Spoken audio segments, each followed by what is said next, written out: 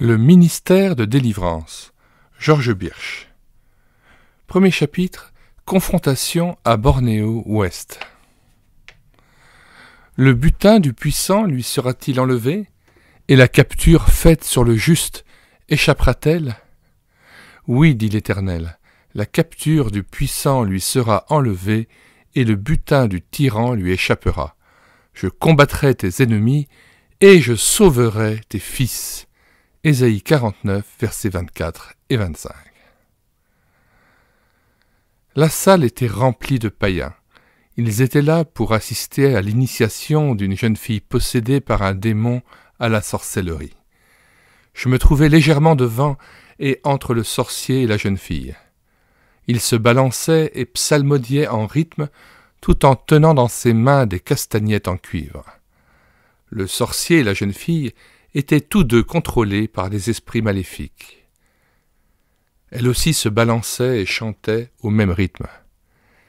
Qu'est-ce que Dieu veut que je fasse? Mon cœur s'éleva vers lui dans la prière. Ces personnes étaient des adorateurs d'esprit. Nous avons appris par la suite que la jeune fille était malade, possédée par un démon depuis 2 semaines. Elle parlait d'une manière étrange. Ses parents avaient fait appel à un médium spirituel qui n'avait pas pu l'aider. Mais si elle n'était pas possédée par le démon auparavant, elle l'était désormais. Les idolâtres avaient dit qu'il devait y avoir un certain nombre de médiums spirituels dans le district, que si un esprit venait sur une personne et qu'elle résistait, elle mourrait. La famille a donc pris des dispositions pour que la jeune fille devienne médium. Ils avaient déjà préparé les vêtements jaunes distinctifs portés par un médium. Le maître médium l'avait préparé avec l'aide de ses esprits familiers entre guillemets. Pendant 3 ou 4 jours, la jeune fille n'a rien mangé. Nous avons appris plus tard que 2 jours auparavant, lors de notre passage sur le sentier près de la maison, le démon avait jeté la jeune fille par terre. Quelle créature féroce et sans pitié que ce démon qui profite d'une jeune fille malade et faible pour la dominer.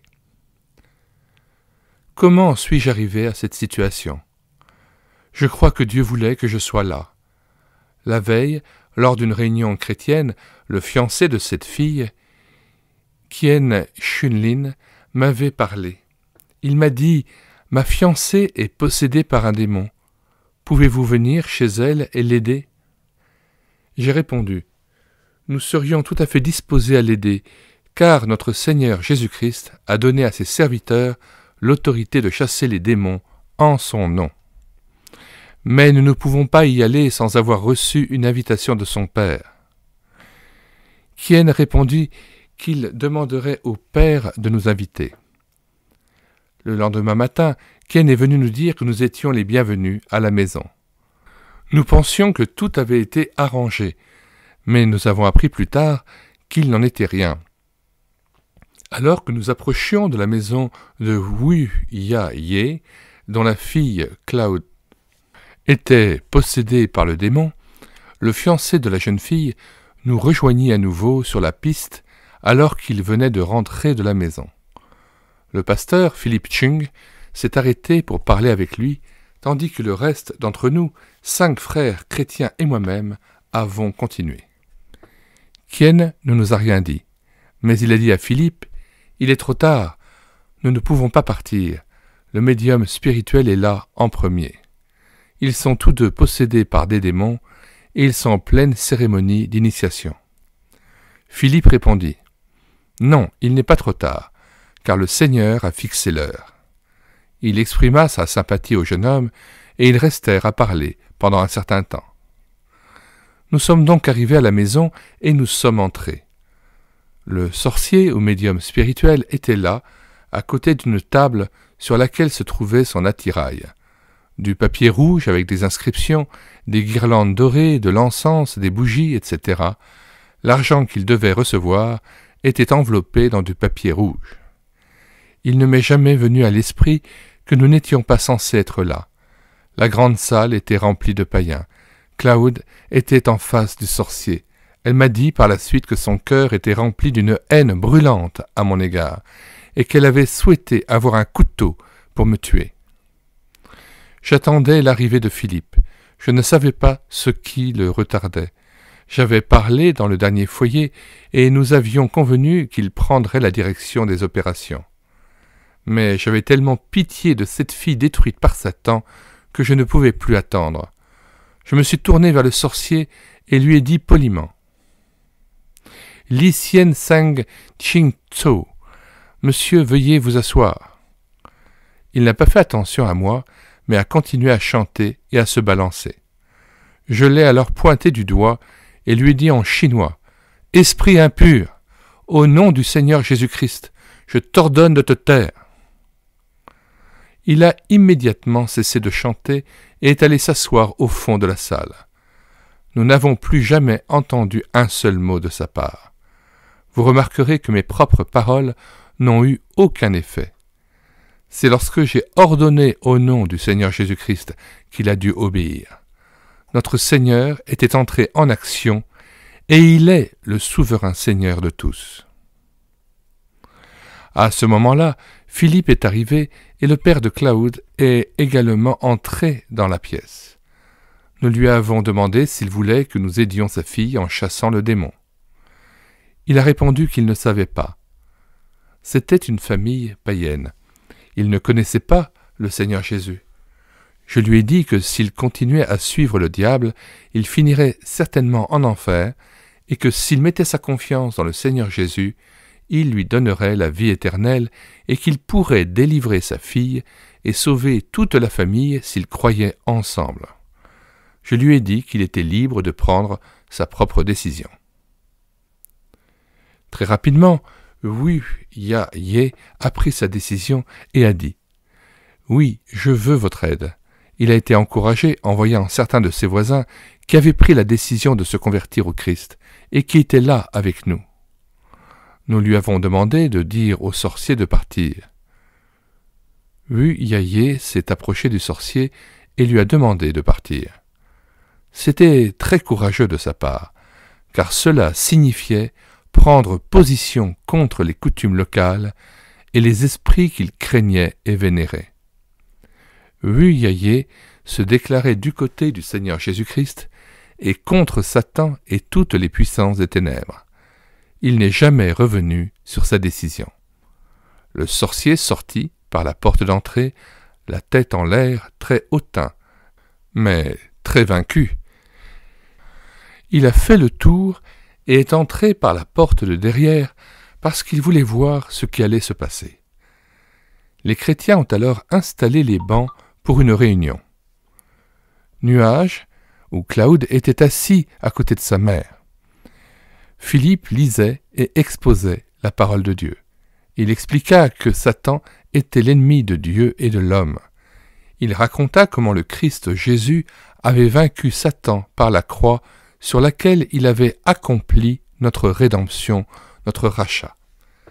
Il a rendu l'Évangile très clair. Nous avons ensuite chanté un hymne, et pendant ce temps, un démon causait à la jeune fille une grande agonie. Elle haletait et différentes parties de son corps étaient touchées. Les contours de son corps étaient déformés par la douleur. Il n'y avait rien eu de tel pendant qu'elle se soumettait au démon. Par la suite, elle nous a dit que le mauvais esprit essayait de la forcer à quitter la réunion, mais qu'elle résistait. Elle a dit qu'elle criait intérieurement « Sauvez ma vie! Sauvez ma vie! Sauvez ma vie !» Philippe a ensuite annoncé que nous allions brûler l'attirail du sorcier et d'autres objets idolâtres dans la maison. Wu Ya-Ye fut la première à retirer certains de ces objets qui, selon les Écritures, sont maudits par Dieu. Tout fut emporté à l'extérieur, y compris les vêtements de médium spirituel qui avaient été préparés pour Claude ou Nuage. Note, nous ne devrions jamais garder des objets, même des curiosités, qui ont quelque chose à voir avec le culte païen, même s'ils ont une valeur monétaire, car c'est détestable et cela apportera une malédiction sur la maison. Voir Deutéronome 7, versets 25 à 26 que nous lisons. Vous brûlerez au feu les images taillées de leurs dieux. Tu ne convoiteras point et tu ne prendras point pour toi l'argent et l'or qui sont sur elle, de peur que ces choses ne te deviennent un piège, car elles sont en abomination à l'Éternel ton Dieu. Tu n'introduiras point une chose abominable dans ta maison, afin que tu ne sois pas, comme cette chose, dévoué par interdit. Tu l'auras en horreur, tu l'auras en abomination, car c'est une chose dévouée par interdit. Retour au texte. Du kérosène a été versé, et tout a été brûlé, tandis que nous nous tenions autour du brasier en chantant 1 Thessaloniciens 1, versets 9 à 10, sur un air chinois. Se détourner des idoles pour se tourner vers Dieu, servir le Dieu vivant et vrai, attendre son Fils, du ciel même, Jésus, qui nous a délivrés de la colère à venir. L'histoire de l'Église primitive se répète. Ce qui s'est passé il y a 1900 ans à Thessalonique se produisait maintenant dans l'église chinoise de Kalimatan Bharat. Après avoir brûlé les objets idolâtres, Philippe ordonna aux démons de sortir de la jeune fille au nom du Seigneur Jésus-Christ. Le démon est parti, et Nuage a été libérée, mais très épuisée. Nous avons appris plus tard qu'elle n'avait pas mangé depuis 3 jours. Philippe a exhorté Nuage à mettre sa confiance dans le Seigneur Jésus-Christ. Nous avons également demandé aux voisins chrétiens d'encourager la famille et de l'instruire dans la foi chrétienne. La tante de Nuage est venue nous voir pour demander la prière. Son cou était très enflé à l'intérieur et à l'extérieur, de sorte qu'elle ne pouvait pas avaler de nourriture. Nous avons rassemblé les chrétiens et nous avons lu Jacques 5, versets 14 et 15, que nous lisons. Quelqu'un parmi vous est-il malade? Qu'il appelle les anciens de l'Église, et que les anciens prient pour lui en loignant d'huile au nom du Seigneur. La prière de la foi sauvera le malade, et le Seigneur le relèvera, et s'il a commis des péchés, il lui sera pardonné. Retour au texte. Nous avons prié notre Père Céleste en lui demandant de nous montrer tout péché dans nos cœurs et de nous purifier par le sang précieux du Christ. Ce n'est qu'alors que nous avons pu prier la prière de la foi. Ensuite, Philippe et moi l'avons ointe d'huile au nom du Seigneur, en lui imposant les mains sur la tête et en priant pour sa guérison. Le jour de la défaite de Satan chez les Wu, on vit le sorcier rentrer chez lui en pleurant.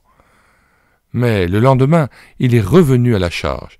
Il a dit à Nuage et à sa famille qu'elle n'était pas libre, qu'elle serait à nouveau possédée par le démon dans 3 jours, sinon dans 3 jours, dans 3 semaines, et dans 3 semaines et dans 3 mois. Lui et ses amis ont dit que la tante serait morte dans 3 jours. Mais au bout de 3 jours, la tante se portait parfaitement bien et n'avait plus aucune trace de sa maladie. Le soir de la délivrance de Nuage, le responsable chrétien local a appelé les chrétiens à se réunir dans la maison de Wu Yaye. La maison résonna du son des louanges et des prières, et la parole de Dieu fut exposée. Nuage témoigna. « Louez le Seigneur, il m'a sauvé. » Les païens avaient jeté des sorts et maudit les chrétiens, mais on leur enseigna à leur tour. Bénissez ceux qui vous persécutent, bénissez et ne maudissez pas. C'est ainsi que la bénédiction s'est poursuivie. Qu'en est-il de la famille Wu? Monsieur Wu était sans aucun doute le chef de sa famille. Lorsqu'il a décidé de suivre le Christ, c'est comme Josué qui a dit « Moi et ma maison, nous servirons le Seigneur ». Nuage, ses 2 sœurs, son frère, sa tante et plus tard un autre frère et sa femme ont tous cru. Peu après, le premier mariage chrétien jamais célébré dans le district de Boloan a été célébré par le pasteur Philippe Chung. Kien Chunlin et son épouse, Nuage, se sont mariés. Les chrétiens de la région étaient tous présents, ainsi que de nombreux non-croyants. Le sorcier était présent. Il n'y a pas eu de consommation d'alcool et il n'y a pas eu de jeu d'argent lors de ce mariage chrétien. Après la cérémonie, il y a eu un festin, une véritable fête. Ce jour-là, le sorcier fit une déclaration. « Nos dieux ne sont pas bons. Votre Dieu est tout-puissant. Nous devons faire de nombreuses promesses et offrir de nombreuses offrandes avant que nos dieux ne fassent quoi que ce soit pour nous. Il suffit de chanter, de prier et d'ordonner pour que les esprits s'en aillent. Cet homme avait vu la puissance de notre Seigneur Jésus-Christ, mais pour autant que je sache, bien qu'il s'en soit approché, il n'est jamais allé jusqu'au bout pour le Seigneur Jésus. Mais sa mère âgée l'a fait, elle a cru et a été baptisée. Le jour de la victoire sur les puissances des ténèbres dans la maison de M. Wu Ya-ye, M. Song, chef d'une équipe d'experts de l'ONU, s'est rendu au domicile de M. Wu Ya-ye. Le père d'une famille nombreuse, située à proximité, est venu nous voir. Il nous a dit « La prochaine fois que vous viendrez, je veux que vous veniez chez moi. Nous voulons nous débarrasser de nos idoles et suivre le Seigneur Jésus. » C'est ce qu'ils ont fait une dizaine de jours plus tard. J'avais souvent entendu des païens dire quelque chose comme « Votre religion est très bonne pour vous, mais elle ne l'est pas pour nous. Nous avons nos propres dieux. » Ils disaient que la foi chrétienne était une bonne chose, mais qu'ils n'osaient pas croire parce qu'ils étaient sous le pouvoir et la domination de leur propre Dieu, et ils avaient peur de changer par crainte de la vengeance de ces esprits maléfiques et puissants.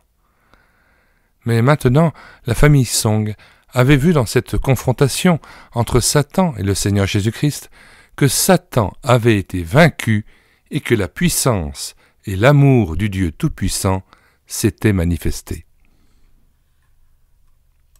Dans la prochaine vidéo, nous lirons le chapitre 2, intitulé « Satan et son royaume », pages 31 à 39.